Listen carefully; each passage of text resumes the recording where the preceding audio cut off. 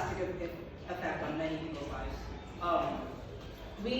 As growing up in the Bronx, I've always experienced more left-leaning beliefs and more left-leaning beliefs, mainly because I'm a POC person and I grew up around other POC people.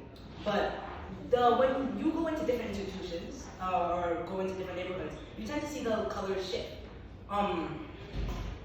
I personally believe that like demonization of the other side is the one major thing that's leading to political alienation of our society. The gap is getting bigger and bigger, and we're viewing the other side as more evil and horrible people that want to do horrible things, when it's really not that true.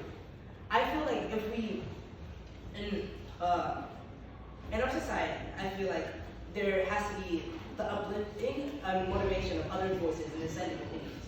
I feel like with anything, people should be able to share their voice and share how they feel about certain topics, even if those beliefs aren't entirely true. And I feel like if those beliefs need to be corrected or swayed in a different way, those people should be able to be talked to. We should not immediately shut someone down because they believe something that we disagree.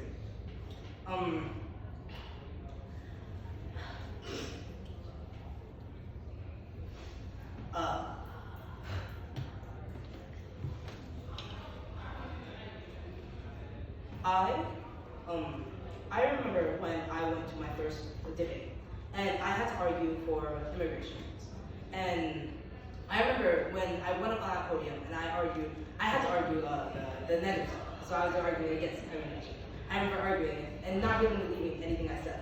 And then I remember someone else coming up with a much different skin tone than mine and arguing my same point, but more effectively and more convincingly.